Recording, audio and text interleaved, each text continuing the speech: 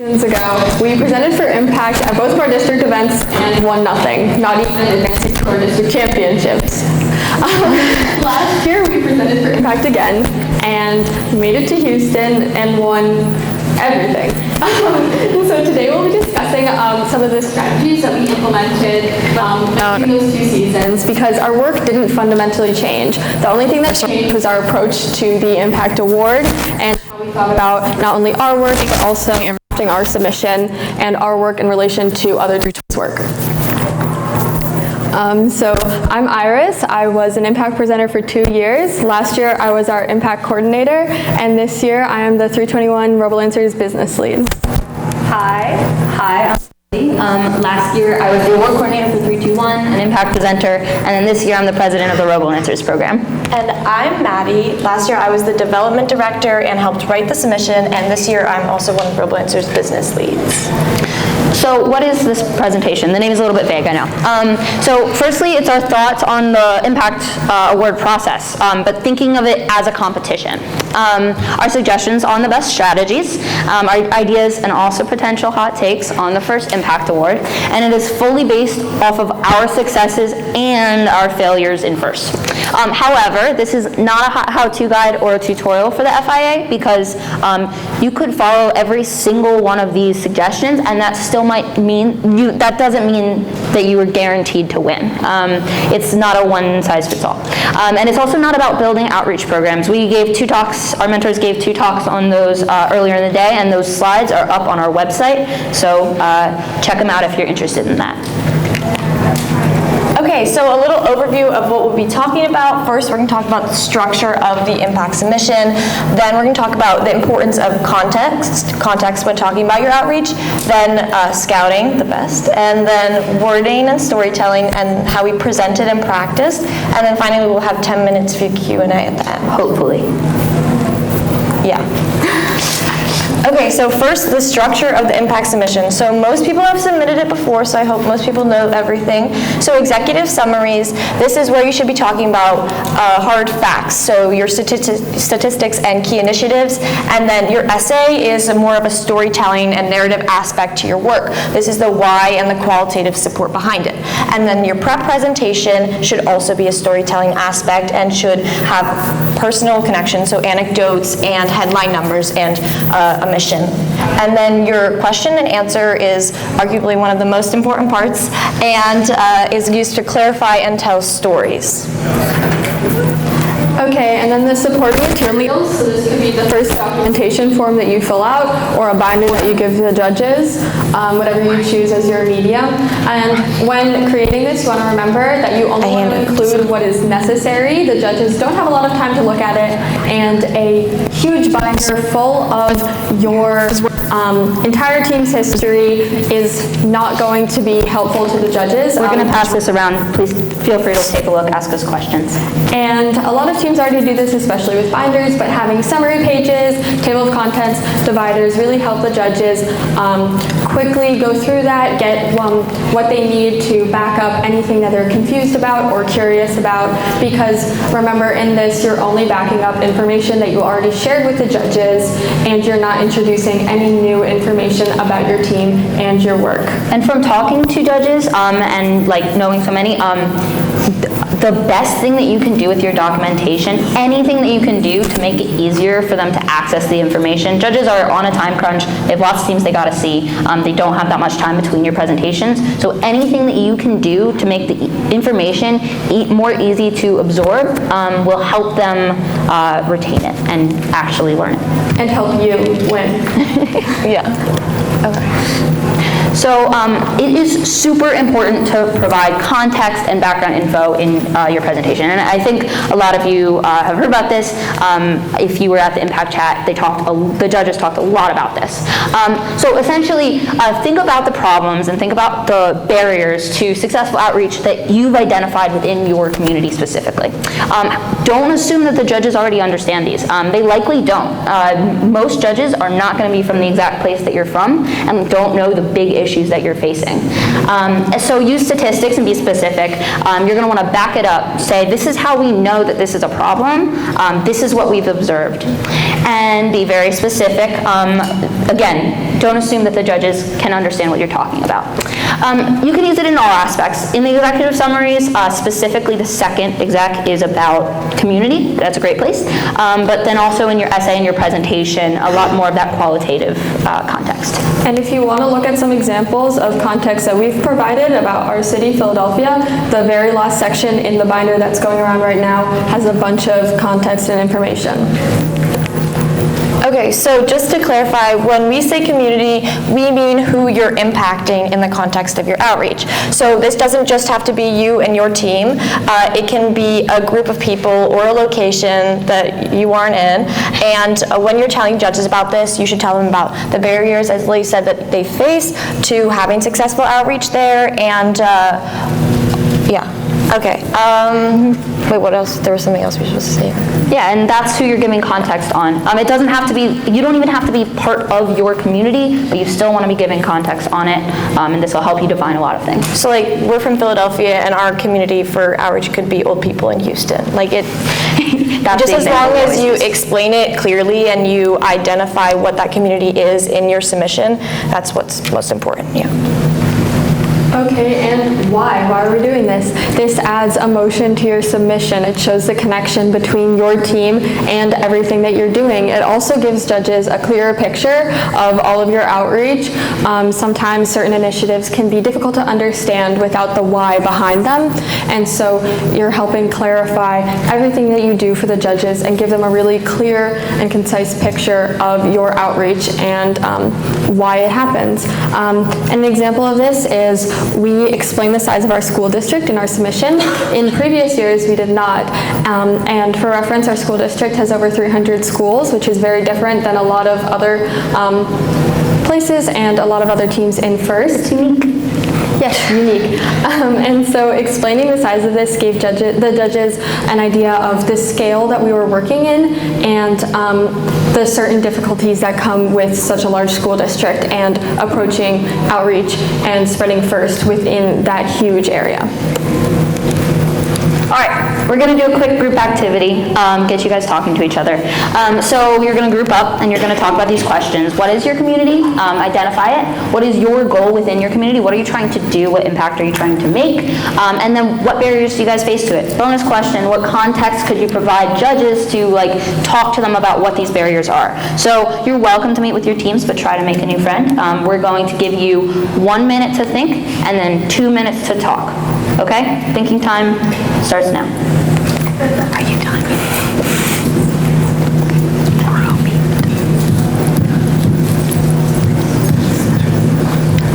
Drumming.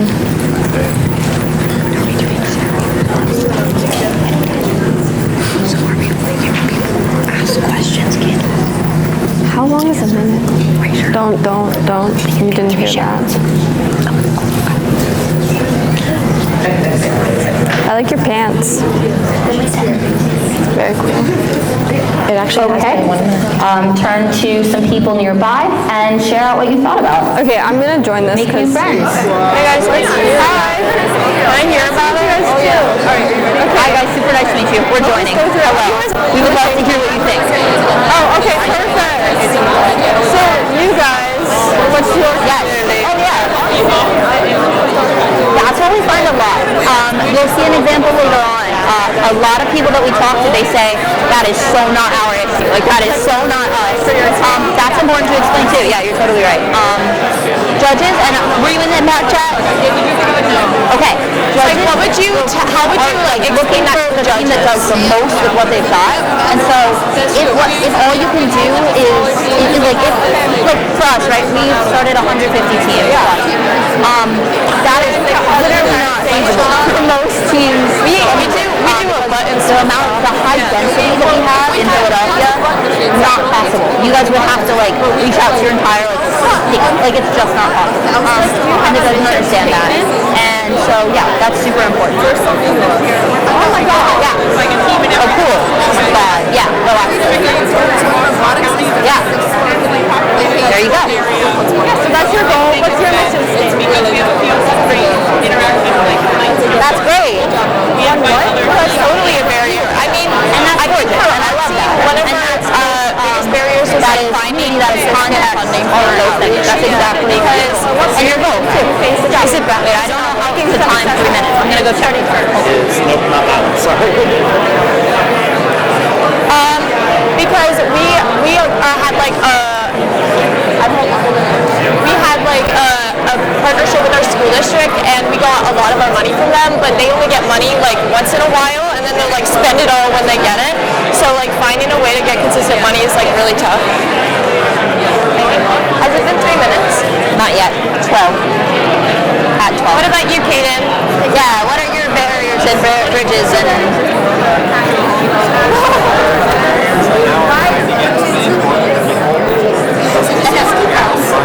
So then what kind of context would you give to them? Like an actual, like, pull out the statistics, but like, what examples? Get your candy ready. Like we have the connections. Like I can Fundraising. Do you guys do that as a student-led thing on your team? Yes. We've had a lot of trouble with it. That's great. All right, everybody. Bring it back in. We love the conversations that you're having. Thank you so much for having them. Keep having them. We're going to move on. We're going to get 3 quick share-outs. Can I get 3 people to tell me one of these things? We'll start with, what is your community? Yes, you in the back. STEM students and international travelers. STEM students and international travelers. Very interesting. Could you tell us what's the goal within your community and what barriers do you face? The goal in our community is to Can you run this back? I don't think I can lob it. generate STEM professionals due to us being on the Space Coast of Florida. We have candy. Someone else, now that you know there's candy involved. Yes. Our community is considered Southwest Michigan, and our goal or mission is to make STEAM accessible 1 Joe at a time. Love that. Barriers. Allergies. We'll give it to Barriers, give it to a friend. fundraising. Okay. Someone else? One more? Yes.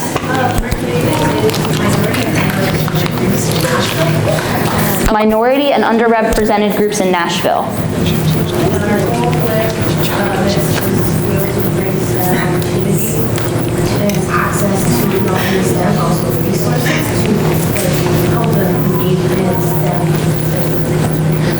So the goal is to make STEM opportunities more accessible. So something that is really cool that I love about this is that all 3 of those are very different. And you guys are each doing important, connected, but different work in your different communities. Just pointing that out. Also, so one of the beautiful things about the Impact Award is that all the judging for it is completely subjective.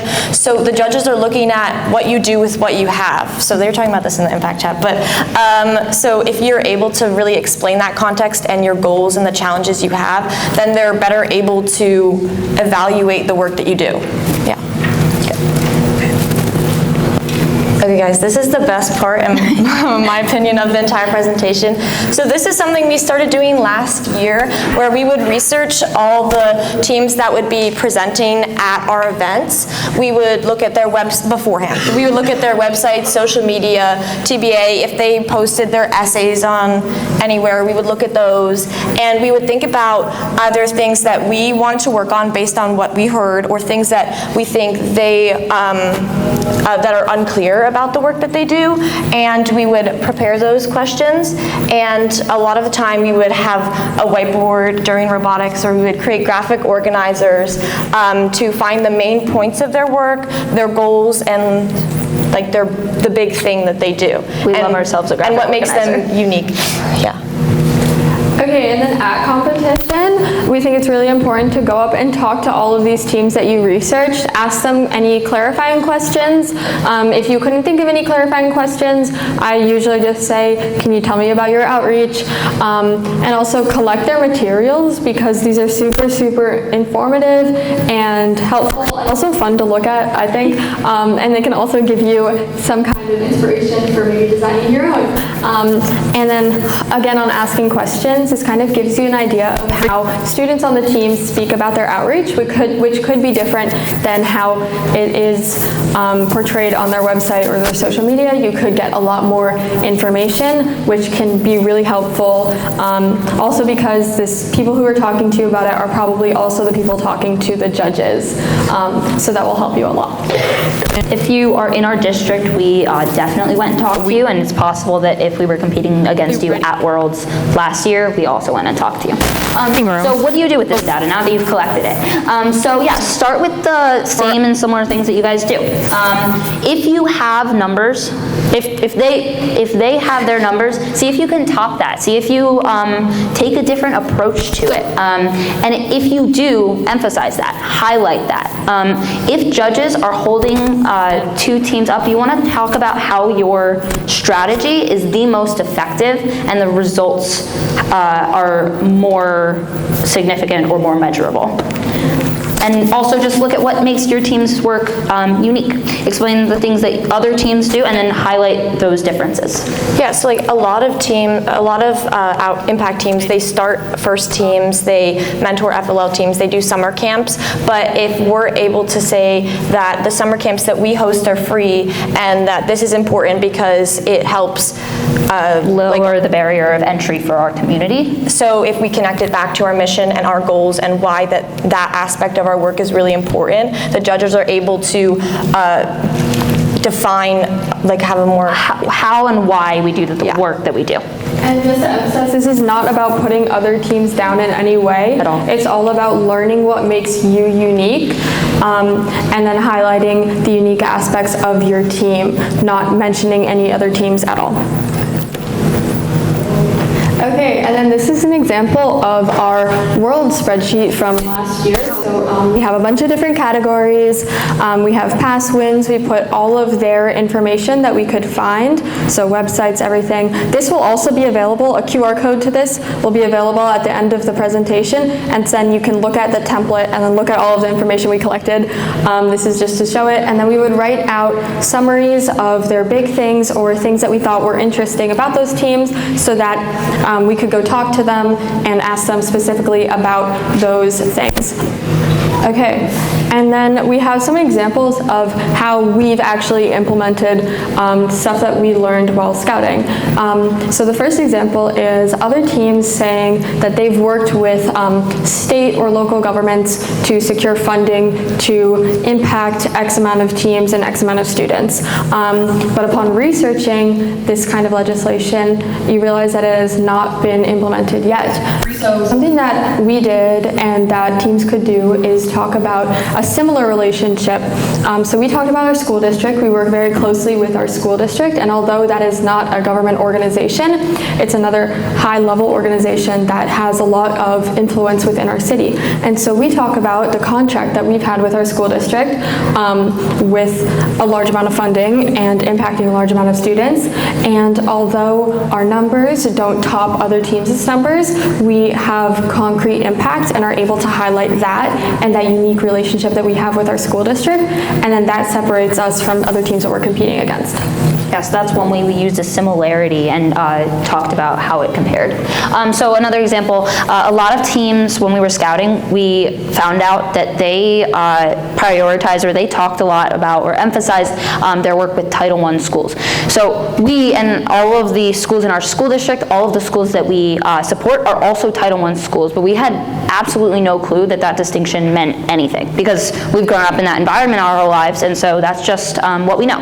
And so by talking to these other teams who either have outreach initiatives geared towards supporting them or highlight the amount of teams that they support in Title I schools, we were like, hey, maybe that's something that we should mention that. And we put it into our submission, and I think it made its way into every one of our award scripts. So that's just an example of finding one detail that you might not know unless you research other teams.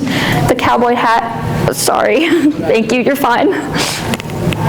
Okay, so this is an example that if you What does Title I schools mean?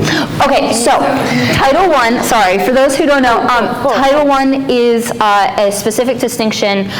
It's a U.S. thing, I think. These are schools that the government gives special funding to because of high amounts of economic disadvantagement in the city or in the school. Saying that teams are highlighting that they're supporting students in areas that struggle financially. That's like the core of it.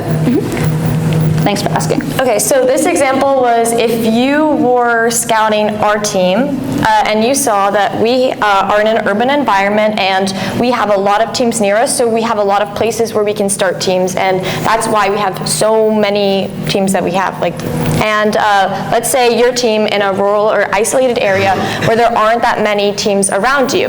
And so when you see these numbers, you realize that that is an unrealistic goal for you, but if you explain the community that you're in and the judges are able to understand that, because it's such a subjective award, they're able to understand that you don't have those same context to do that work. So then you could explain maybe that's why you focus more on online resources or helping teams outside of your community.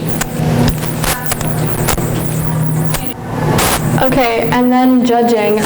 So it's super important to understand the process of judging. And although most of you in here and all of the students can't judge FRC, you can judge FLL.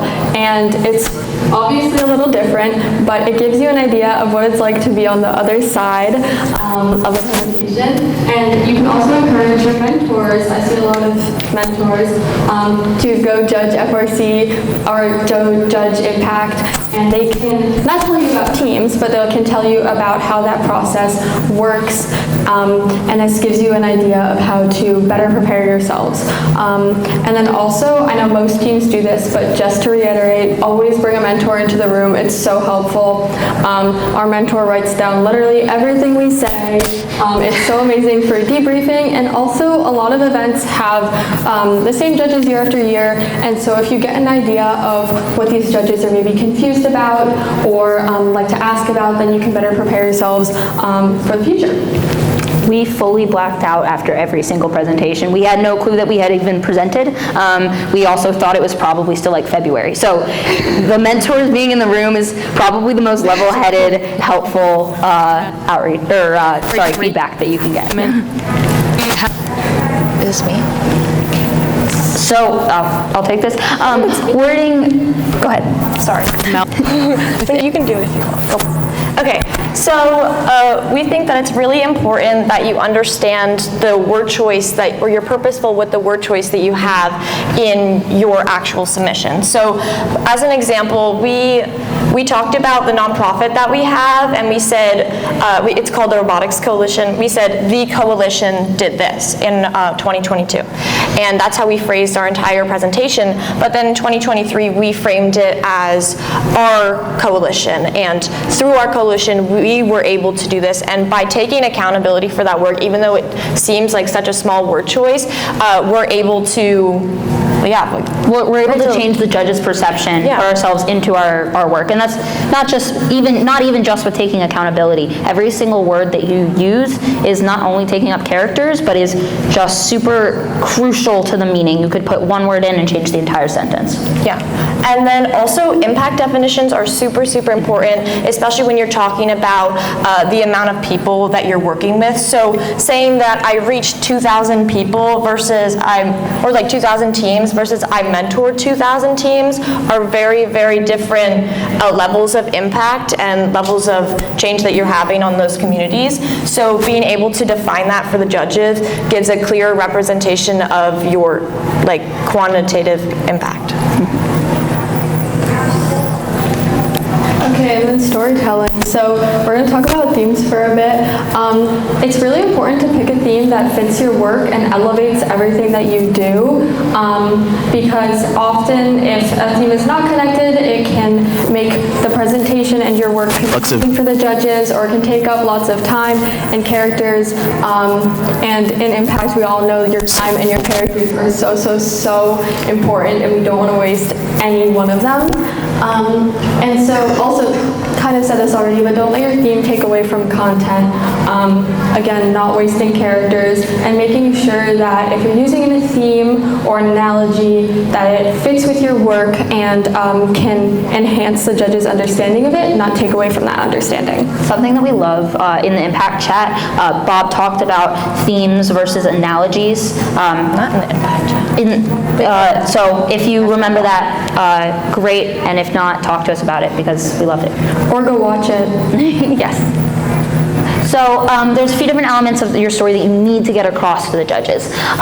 So firstly, before you even start with all of this, having a clearly defined mission and community really, really elevates your presentation, and it helps you convey all of it to the judges. It's just more specific and more clear. Firstly, what you do, so your actions, the actual work that you're doing on the ground. How you do it, so what does it take to do that? What does it take to run an event? And what exact role do you have in each of your initiatives? And then why you do it. This is a lot of that context. They want to be in, you want them to be in your shoes, making the decisions like with you. You want them to be like emotionally invested in your work. Okay, that gets into what I was saying. Emotional appeal. So usually for us, we tried to have a lot of anecdotes in our presentation and Q&A specifically because we felt that's where they could be the most candid with the judges. So Lily had a point in her presentation where we didn't script that section. Because when I'm not scripted, I'm like very like jumpy, and so if I get super excited, like they can kind of tell, and it gets a little rough, and they like that. Yeah, so because you're adding that anecdote, they're understanding they're having an emotional investment in your work, and they're better able to advocate for you because they care. Yeah. Okay, and then we're going to talk a bit about presenting and practicing for presenting. So yeah, practice everything, all the time, always practice. We might have spent hundreds of hours practicing. Don't wait until a week before your first event to start practicing. Have your script ready early, start early, practice everything, practice everywhere, anywhere. We listed a whole bunch of examples. Practice in front of your team, practice in front of sponsors, practice in front of anyone that you can talk to, parents, friends, siblings, and then practice also messing up, because it's very likely that you'll mess up in the judging room and someone might have to step in and pick up the slack for someone, and that's okay, but you should practice that happening. We messed up every single time we went to the judging room. Even here. Especially it's not negative, but you should just be prepared for when that will happen, because it probably will. Oh, and if you have props or like things that go behind you, practice like not having those, because like in 2 of our 3 presentations, for whatever reason, we had a slideshow on like a wheelie cart, by the way. Wheelie cart, which you can see on our website. But in 2 out of 3 of our presentations, it didn't work for whatever reason, and we had to just go with the flow. Once you're in the room, you can't do anything about it. So prepare. Yeah, I mean, they decided they wanted to wear high heels for the presentation, and they realized a week before that nobody knew how to walk in high heels. So we spent a lot of time at robotics walking up and down the halls. Yeah. Ties into the last bullet point, practicing what you're wearing to the presentation. Honestly, like the judges have said this, will say this, what you wear doesn't actually matter as long as you're comfortable and you're confident in that outfit. So we wore suits, some other teams wear suits, some teams wear fun costumes, some teams just wear their team shirts and It made us more comfortable, and like for us when we dress up, and we usually would be if we were traveling so far, but for us when we dress up, we feel more, I don't know, in the moment. So that's what we do. You don't have to. Locked in. Yeah. Questioning. So a lot of teams ask us, how do you practice for Q&A? My answer to that is like a lot. You're gonna first, so there's questions provided by the first website. Obviously those are gonna be super general, but you might get asked those questions depending on who your judge is. A lot of newer judges use those questions, so be prepared to answer those in a way that pushes your team's message. Use questions from previous years. If you don't have a list of those, start now. That's again with with the mentor. Our mentor wrote down all of our questions and all of our responses, down to the ums and the uhs, very embarrassing. Use questions that you think are silly, redundant, or surprising, because again, you cannot control what goes on in that judging room. Once the Q&A is so scary and so important because you're not controlling the conversation, the direction that you're going. It's all the judges. And so you have to be able to take whatever's handed to you and give back the best that you can. And so even if you think that a question is, I'm not going to say stupid, even if you think that a question doesn't help you, help practice convey it. your work. Help convey your work. Practice it. And so some good practices that we used, we time answers. We're big ramblers, I hope you can tell. And so we would time answers to 20 seconds or so and have each of us answer each question in a different way in 20 seconds. Literally stand in a line and go down it. You just go you. Answer with a different part of our work or a different detail. And this also helps for, a lot of people ramble because they're scared that they won't get all the details in.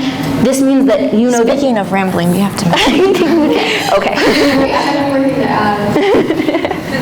We only have 10 minutes left. That there's anything in your work that there's maybe some gaps, or it's been confusing to other people in the past, not just judges, but anyone, or something that you need to improve on, ask questions and practice questions about that, because judges can pick out certain details that are confusing or are kind of Unclear. Yeah, unclear. You want to be a step ahead of them. Okay. We hear this pretty often. Well, I actually want to add an anecdote. So we were at Worlds last year at the Impact, we were at the Impact Chat, and we were sitting there in the audience, and someone asked, like, do you prefer scripts or bullet points to the judges? And the judges very much swayed to a different side from what we were doing in our presentation, and that's, like, freaked us out Because a lot. it was the day before. It was the day before a presentation, and they were saying bullet points are, like, more popular and more personal. We don't work very well with bullet points. I mean, of course, we ramble. We love a good script. It keeps us on track. It keeps us organized. That's purely a personal thing. So just like thinking about choosing a script versus choosing bullet points, we think that some of the really great things about having a script are that you can be very specific with your word choice. We kind of touched on this earlier, but we really like narrowing in on certain words, making it very, very clear to the judges what our goal is, what our mission is. We have a specific narrative that we want to convey, and so a script really allows us to narrow in on that narrative and be very specific. But it can be difficult if you mess up, if you blank, if you forget the script. Sometimes people can be totally thrown off and then not be able to bounce back. So that's something to take into consideration. Bullet points often sound much more natural and a whole lot less, they're a little bit less stressful than memorization, it's less of a time crunch. However, you can get off point and not as focused as we're doing, and you can lose track of limited time. You've got 7 minutes, and that's not a lot of time to go off track. Yeah. Okay, This is a new thing that we're talking about, so let us know if this works. So we can't submit this year, so obviously we haven't submitted for the Impact Award with the option of using AI, and we kind of wanted to include this to see what people think of it, because we have opinions, but we want to know what you guys think, if anyone used any AI tools while crafting their submission. We just want to hear your thoughts. we just think it's interesting. This is for our own research. Does anyone, yeah, there's a hand in the back? I'll tell you, this was the first year that the team that I mentor with, who just started this year mentoring, submitted Impact. Congratulations. Congrats. Welcome. 10 years. They celebrated 10 years. Wow. So it took a minute. There was a huge debate over AI versus no AI. And me, being the new mentor, didn't really push my point very much. But I'm reading all the information. I'm like, first is actually encouraging you to use AI. In here it says. Exactly. And they're like, no, we are not using AI. That's not what we're doing. So I bet that there's a lot of other teams that are kind of divided on that too. Okay, cool. We're going to take back there. So, we used it to ask, like, what word could I use in place of this? But then also, I'm a teacher. I've used it to write some recommendation letters for learners, sorry. I noticed it's much more flowery than the way I speak. extravagant about it. You like the extravagant, But yep. we were having trouble with our conclusion, so we put our whole like essay, executive summary into Into AI. ChatGPT, and we told it to write a good conclusion. And it had like fanciful words and stuff. Cool. Oh, also, if you are allergic to hazelnuts, careful with the buenos. That's it. Okay, cool. That's really interesting. Let's take one last one. You? A potential use for AI that I see is I personally hate it in the essay writing. I think it's a little like characteristic of AI. But I can see a use of it in the questions, like if you're alone and you don't have anyone to ask to, or the questions in form just too repetitive. Using a chatbot like GPT and providing some context about the competition is and tell me to ask some questions, that's a potential use for it. That's actually a really good That's a really, really good point. Another thing that we were like thinking about is accessibility to teams who either English isn't their first language or they're having trouble. Like there's a lot of good uses for it, pros and cons. Thank you. That was interesting to us. Okay, and now, also, we did only 1 minute over. Oh, Over the 10 minutes we left. Okay. Great. Okay, so we have some time for Q&A. Does anyone have questions? We love talking. Yes. So how much of your presentation that you presented at Worlds was scripted? How much of our presentation was scripted? One section, Which was where mine. Lily talks about A team that I got to mentor and what it was like to see them at competition. and well, everything was scripted except for that, and then the one point where another presenter went off script. Yes, that's Maya right here. She went off script. We love you, Maya. Okay, do you have another question? And then following up with that, how do you guys like time your script? Like when you're How do we time our script? presenting, So, when you're timing? How do we time? each of us write the section that we're going to say, and then practice saying it, and then time us saying it, and then for every single section that we have, and then we time it all together, and then see where we are Taking too taking much up the time. most time, Yep. or maybe we could add time. I would like press the lap button on Yeah. the timer. As a follow-up, when you did the timing and you went to do it for real, Yeah. you faster or longer? When we did the timer, were we faster or longer? I think Like, yeah, we The were judges Like, in the room. in the room. We were faster. We were nervous. We were coached on it many times, and so we were actively trying to slow down. But we were a little bit faster. Yeah. You in the back. How do you guys decide what to cut out of your presentations or what to? How do we decide what to cut out of our presentations or what to leave?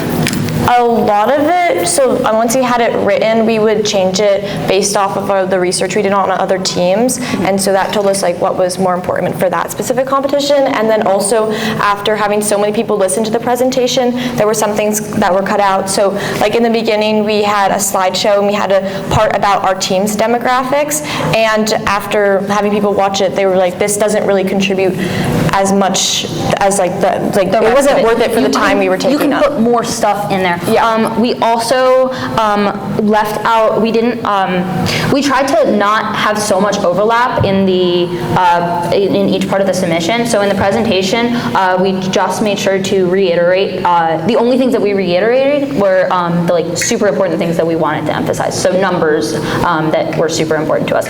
All the way in the back. Yeah, I have two questions. So the first one kind of echoes the last one. Are there certain sections or like topics that you spend more time on than others? Are there certain topics or sections that we spend more time on than others? Honestly, it was pretty evenly divided. There's some sections where they have a little, like there's more information to share. Or context. Yeah, just because like there's a lot happening. But I think that looking back, there's not something that is considerably longer or takes up more time and characters than other things. Please watch. We decided right after we came back from Worlds last year, we videoed our presentation and all of the questions that we had been asked that season. And that's up on our website and on our YouTube. Please watch that and feel free to take a look. Yeah. Sorry. You're fine.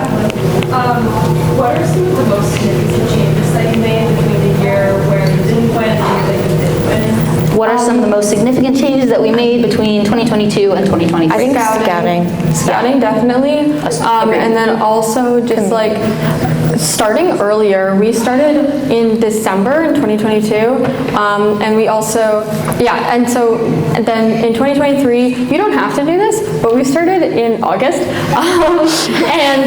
I think starting that early isn't necessary, but we made a schedule with all of the deadlines for every aspect of that submission, giving us a lot of time. We had the execs and the essay done before February. We then started on the script and then went back and edited. No, we didn't entirely follow the schedule, but it was a good idea. Did you stick to your schedule? No, it was we basically stuck to it, but the idea was there, and when I made it, I gave a lot of time, a lot of wiggle room, okay, and Don't let mentors into your talks. It worked. Yes. So in the description of the impact award, it puts a lot of emphasis on the most recent 3 years, but you guys obviously have like an overarching, longer term thing that you guys are doing with that coalition.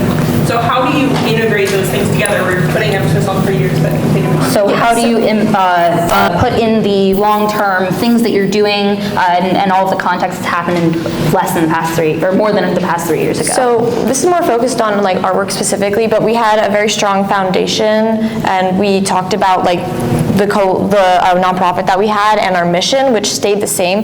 But a lot of what changed was we had a lot of growth after COVID because there was ARPA money that the school district was giving us, and we were able to start a lot of new teams. And then also because we were talking to the teams that we started in our community, we identified different issues like not having transportation to our events that were like new to last season that we started. So it was more growth, like adding on top of what we did. Tried to make anything that happened before the past 3 years just like we didn't talk about it as much as possible. The only things that we would say are the things that contributed to the decisions we were making in the past 3 years. Go ahead. How did you make your anecdotes like not become scripted? How did you make your anecdotes not scripted? Well, so we had one quick scripted anecdote where we were like, oh, all 3 of us were on coalition-supported teams. But then we identified parts that we wanted to make more emotional and like more connective. And yeah, we just didn't script it. I said, these are the things I want to say, this is the points I want to get across, and then we tried it. And we gave it a time frame too. Yeah. Like it was factored into the timing of that, although it would change slightly, just like giving yourself a quick time frame. Were you like all already great public God no. Were we already all good public speakers and presenters? Our mentor says it pretty well. We picked our presenters based off who had the most, or who like had passion with the work, because we're able to teach to people how to speak, but we're not able to teach them how to care. I legitimately didn't make eye contact beforehand. That's what you say. Yeah. Yes. How interrelated are the script for your video and your essay? Like how do you... You mean the video? The video script like that was shown? How interrelated are your videos to your presentation? No. No, it's very bad. Don't watch it. It was awful. Be thankful that you don't have to do one. It's not judged. He's right. It's not judged. Thank God. When we got here, Mr. Johnson, and when we were finalists, Mr. Johnson was like, oh, if we win, they have to show that on the Jumbotron. Our video was just like a basic overview of what we do. Some cute photos of kids looking happy. It was not good. Let's build on you guys starting a lot of teams. I noticed you find you have pages and pages. Yes. So what do you like? So when you say start a team, you guys financially start them? You just like kind of give a school the idea for it, and they ran with it? Do you want to take it? What do you mean? Right. So what do you mean of what do we mean of our definition of starting a team? So we give each. What? Okay. So we give. Okay, we give each team a stipend on their first year, and then a little bit smaller of a stipend in every year following. We pay And for then their we registration. we have a partnership with the school district, so Sassy to Day. have the coaches be paid, and then we also have coach trainings and workshops that we host for the teams to go to, and then we run the events. And send mentors. We mean financially supporting and helping organize, and Yes. then we don't mentor all of the teams that we fund. Mentoring. Use the impact definition. Okay, move on. We are done. So sorry. Can you go to the next slide? Wait, we're going to show some QR codes. If you have more questions, We'll be or outside. if you asked a question and didn't get candy, we'll be outside and you can have some of it. Yay.